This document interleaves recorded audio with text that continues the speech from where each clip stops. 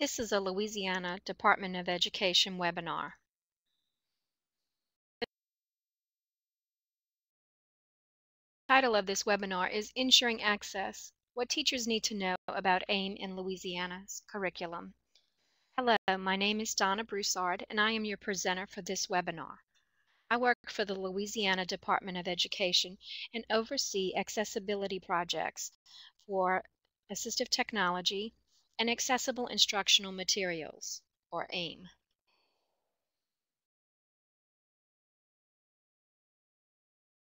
This is part one of a three-part series on accessing the general education curriculum through accessible instructional materials. Handouts can be located on our Louisiana AIM website at atanswers.com/AIM. If you have not downloaded the handouts for this session, please pause the webinar and download the handouts now.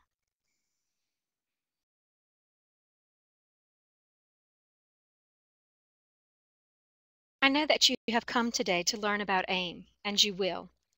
But I want you to also come away from this training with more than the knowledge of how to fill out a form to document AIM. I want you to understand how AIM creates success. The goal is to ensure access and progress for all. The strategy is careful and integrated planning that results in the emergence of a general education curriculum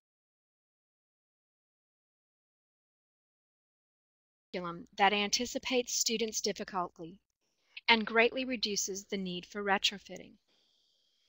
As we discuss AIM today, let's meet Shay. Shay is a first grader who uses assistive technology. The dot on her headband allows her to control the mouse on her computer. Her teacher provides her materials in a digital format so that Shay can complete assignments independently and with the same level of challenge provided to her peers. Shay will continue to use AIM and AT as she progresses through school. With appropriate support, these small changes for Shay will allow her to have access and to have a large and lasting impact on her curriculum.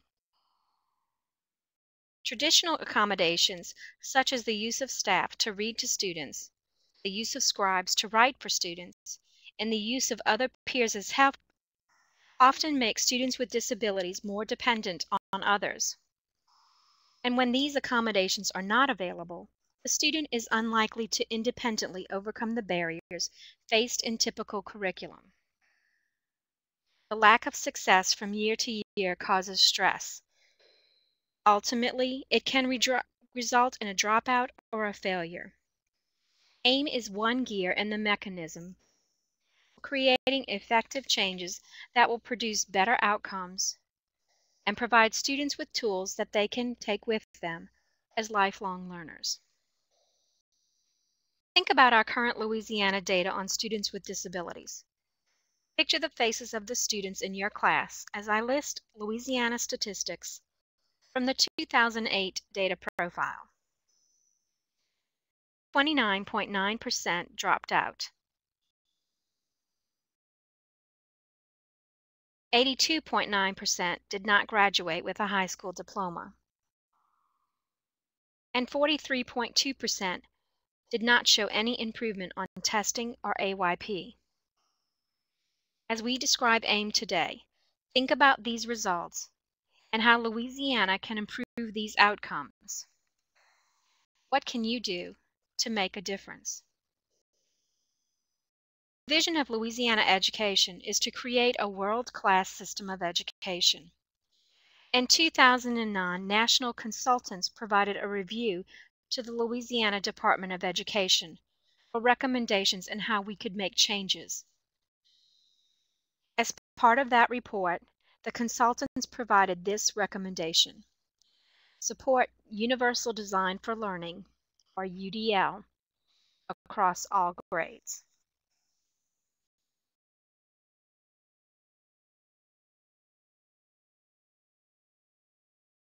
In order for access to work effectively, several strategies need to be in place. Think of a machine. If one gear is missing, the other gears will not turn effectively. Universal design for learning is one of those gears. When we think of universal design as an architectural paradigm, we understand the use of buildings, elevators, and ramps in a universal design. That model ensures that design incorporates flexibility to provide usability by most individuals. How does this translate to a model for curriculum and learning? According to the Center for Applied Special Technology, or CAST, universal design for learning is an educational approach to teaching, learning, and assessment, drawing on brain research and new media technologies to respond to individual learner differences. Let's watch this clip to see how CAST developed that principle.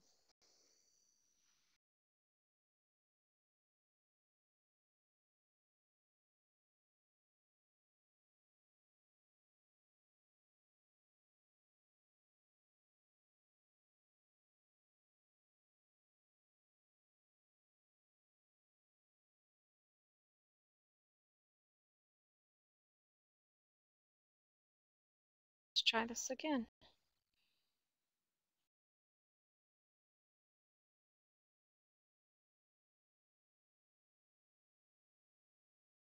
Blueprint for CAST innovation is called Universal Design for Learning, or UDL.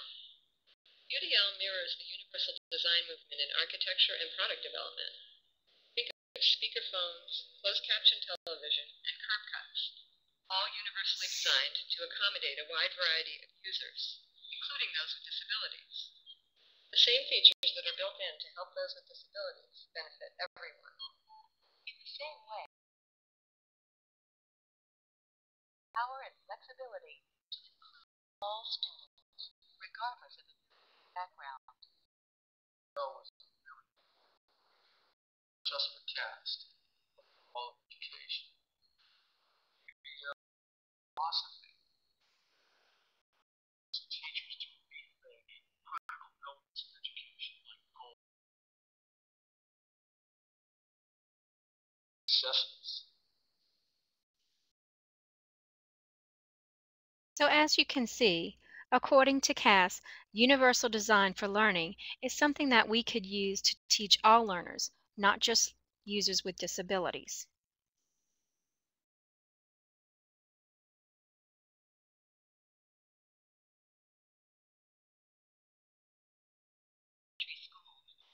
Of students first than ever. While educators are challenged to teach all kinds of learners to high standards, a single classroom may include students who struggle to learn for any number of reasons. Learning disabilities such as dyslexia or ADHD, English as a second language, emotional or behavioral problems that interfere with concentration, lack of interest or engagement, sensory and physical disabilities. Teachers want their students to succeed, and they know that each student is unique. They need to be able to respond to individual differences, but with old approaches, they can't. One size fits all just definitely doesn't work. Everyone is different, everyone has different learning styles, and there need to be alternative methods for teaching.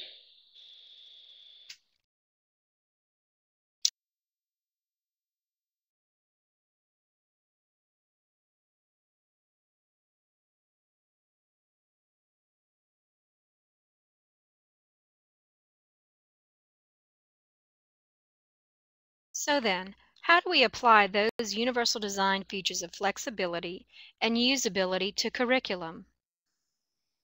Referring to brain research, we need to focus on providing multiple opportunities in instruction to engage 3 learning networks.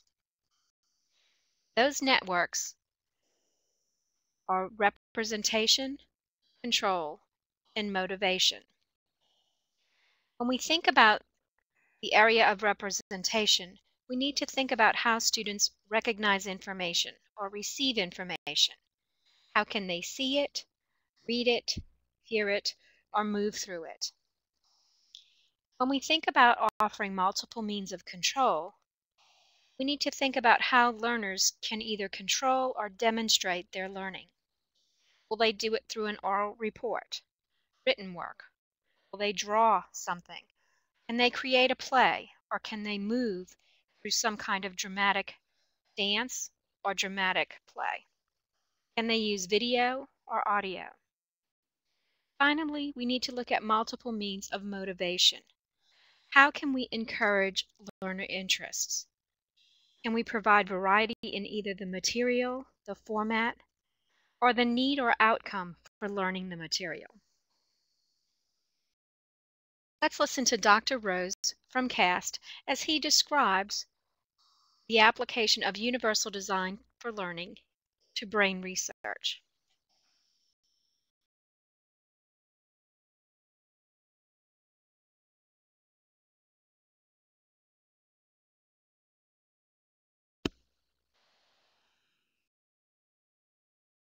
Neuroscience shows that each brain processes information differently. The way we learn is as different as our fingerprint or our DNA. Here at CAST, we look at 3 brain networks and the roles they play in learning. Recognition networks, gathering facts. How do we identify and categorize what we see, hear, and read? Identifying letters, words, or an author's style are recognition tasks. The what of learning. Strategic networks, planning and performing tasks. How do we organize and express our ideas? Writing an essay or solving a math problem are strategic tasks. The how of learning. Affective networks. Are students engaged and motivated? Are they challenged, excited, interested? These are affective dimensions. The why of learning.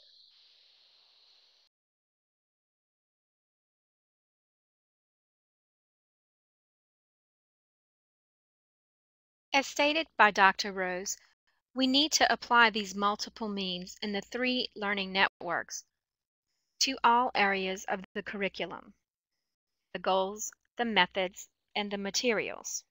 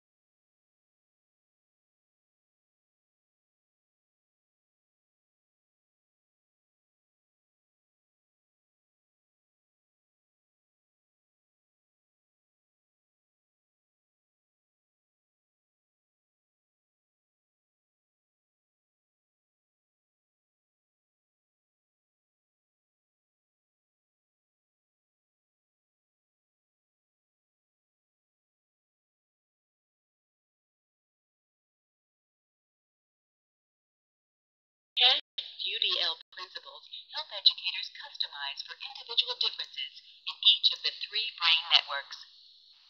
A universally designed curriculum offers multiple means of representation to give learners various ways of acquiring information and knowledge, multiple means of expression to provide learners alternatives for demonstrating what they know, multiple means of engagement to tap into learners' interests, challenge them appropriately, and motivate them to learn.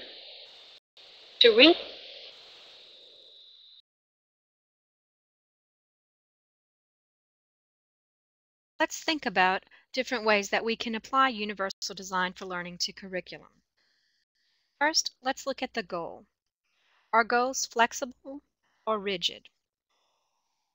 For instance, if a goal requires a student to write about a special event, will a separate activity for students who are unable to write and a separate criterion for how they will be evaluated be required? Think about Shay. Shay is unable to write with a pencil. Suppose we change that goal. Instead of writing, we write the goal as report on a special event. How does this simple change allow for greater flexibility? In what ways other than writing could Shay report on a special event? Will these flexible options benefit more students in Shay's class, including those who are not identified as a student with a disability? Think about the method. Is the method for instruction limited? Is it only lecture, only written assignments, or maybe a combination of the two? What about the materials? Are the materials limited to just textbooks, workbooks, and worksheets? Do assessment formats differ? Could there be oral reporting for assessment, project-based assessment, portfolios, written tests?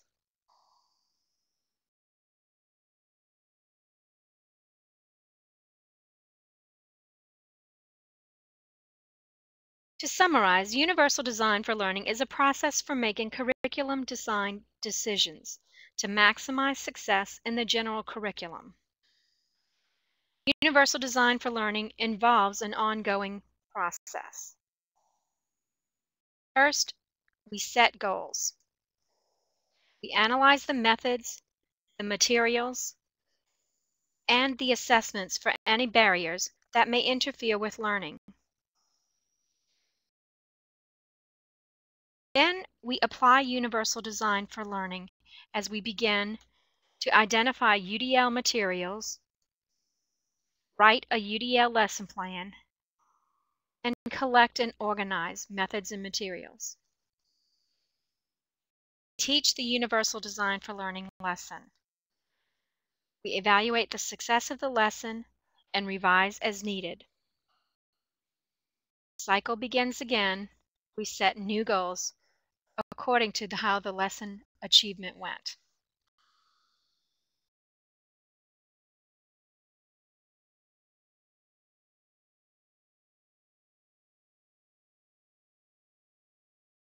CAST has provided some templates and some online tutorials to assist teachers in gathering information in order to reflect a universal design for learning lesson. One of the first templates they provide is a template that helps us to identify curriculum barriers. This template is provided in your handout. Please refer to this handout, the Curriculum Barriers template now, as we go through the levels of the Curriculum Barriers tutorial. As you can see on the template, we're going to look at the curriculum methods and materials, qualities about the students in the classroom, and then identify potential barriers or missed opportunities for teaching. CAST Curriculum Barriers tutorial is located on the CAST website, Teaching Every Student /tools/curriculumbarriers.cfm. We are going to briefly go through this tutorial to provide an overview of how you will be using this tutorial after this webinar session to identify your own curriculum barriers for students in your classroom. Click the Curriculum Barriers tutorial link. Click the first link, Choose a Student. For this example, I will be choosing the student Jamal. As the student information loads, I want you to notice the tabs at the top of the page. CAST provides resources for tools, ideas, and toolkits that will help you and your school learn about universal design for learning and also provide professional development for other members of your staff. So back to this online tutorial, we're going to use the 5th grade U.S. History assignment. As you can see, the screen lists fields where we can identify curriculum elements within the lesson plan, characteristics about our student Jamal, and barriers in this environment. For the purposes of this webinar, we are going to click on the mentor that CAST provides as a model for us to use. Notice that in this model, they give a description of Jamal, his curriculum, and then they outline the elements, the student characteristics, and the barriers. Let's go back and briefly review some of the information about the student Jamal. Jamal has cerebral palsy, he's enthusiastic, and he enjoys military information such as information on tanks and submarines, and he explores this from his computer at home. Jamal uses a wheelchair for mobility and a variety of assistive technologies to write and operate his computer. He speaks quite slowly, but intelligibly. Difficulty, he can write and draw. Jamal is barely keeping up in his mainstream classrooms, partly because of the increased amounts of work required for reading and writing. In the curriculum for today, they will be studying U.S. history, the significance of the Emancipation Proclamation. The materials used are a textbook, reference books, videos, workbook exercises, and paper and pencil. Word processing is allowed rarely on certain written homework assignments, but never on tests. Teaching methods include whole class lecture and discussion, small group discussion, and short projects such as seat work, homework assignments. The assessment includes the grading of homework assignments, class discussion, the end of chapter test, and a test at the end of the unit requiring multiple choice, fill in the blanks, and essay. So let's take a look at these curriculum elements and whether or not they pose a barrier for Jamal. The first curriculum element is lecture. Jamal has difficulty writing quickly. Therefore, he can understand as the teacher lectures, but he has a difficult time taking notes, and that makes it hard for him to retrieve the information later. The next element is discussion. We know that Jamal has slow speech. He can understand the discussion, but he cannot form his words quickly.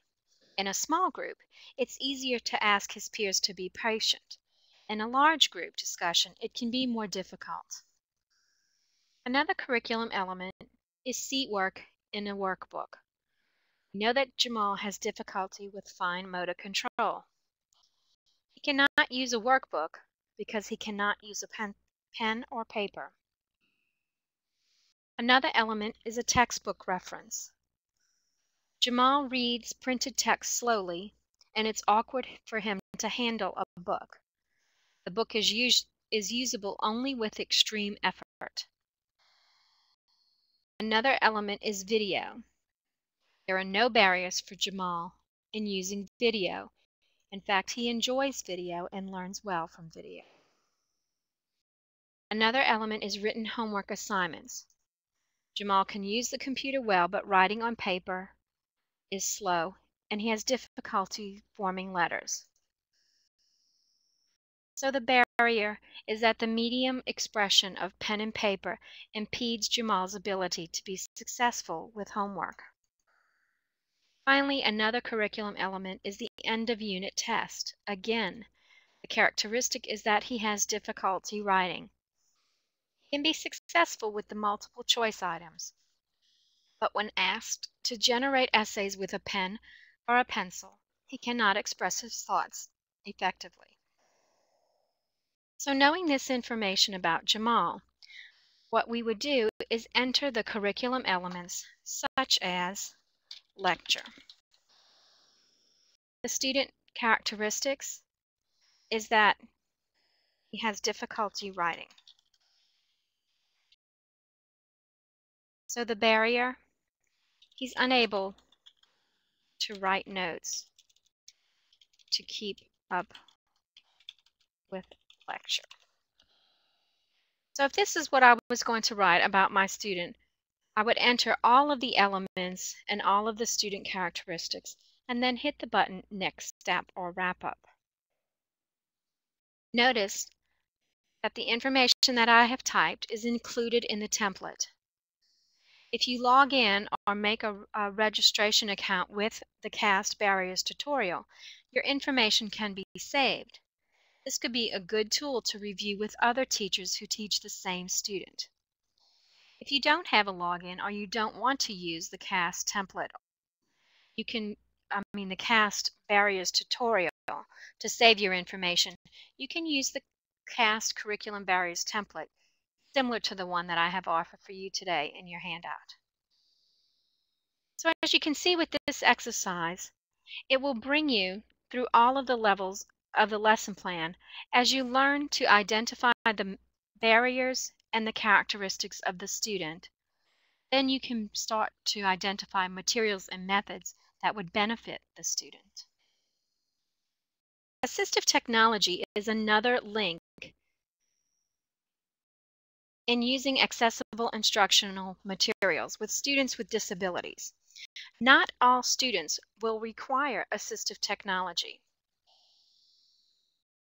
Assistive technology, as defined by the IDEA, is any item, piece of equipment, or system, whether acquired commercially, modified, or customized, that is commonly used to increase, maintain, or improve functional capabilities of individuals with disabilities. AT provides access when universal design alone is not enough. Let's recall the example of the ramp. If a student cannot walk, he will not be able to get into a building using a ramp alone. He must use his wheelchair to get up the ramp. Without the ramp, he would not be able to get upstairs even with his wheelchair. In some cases, UDL provides the ramp, such as digital text. The AT provides the added support to help that student read the text. Such AT might be a screen reader or a text reader. Without the digital text, the student would not be able to use his AT to read. Think of Shay. Without the worksheet provided to her on the computer, she would not be able to use her head mouse to underline items on the worksheet or to draw. Thinking of assistive technology and accessible instructional materials, let's look at the relationship between the two. Is AIM an item, piece of equipment, or a system? In fact, it is. In most occurrences, AIM is an item, such as a digital worksheet, but it can be an entire system, such as Braille with a Braille display. Are accessible instructional materials acquired commercially, modified, or customized? They can be. You can purchase the materials. Once you get them, you can modify them, and we do that when we use a Braille printer, and we can customize them. Are accessible instructional materials used for individuals with disabilities?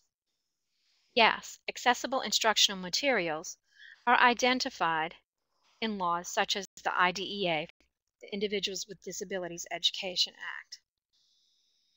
Are accessible instructional materials used to increase, maintain, or improve the functional capabilities of an individual? Yes. Those people who need to use accessible instructional materials are not able to function with the standard print-based curriculum materials. Considering all of these pieces of the assistive technology definition, is AIM assistive technology? The answer is yes. AIM is one area of assistive technology that may be provided for those individuals who need it in order to function in their curriculum.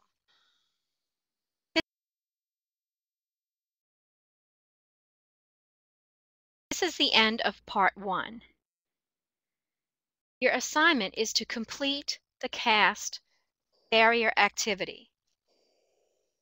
Once you have entered information about the student in your classroom, complete the barrier tutorial and identify the following. Was this information useful for you in identifying barriers to your classroom? Does this information assist you in making a universal design for learning activity or unit for your students? Would this tutorial be something that you could use with either your team or peers within your school? Email this information to me at my email address, which can be located in your handout. Thank you for participating in this webinar.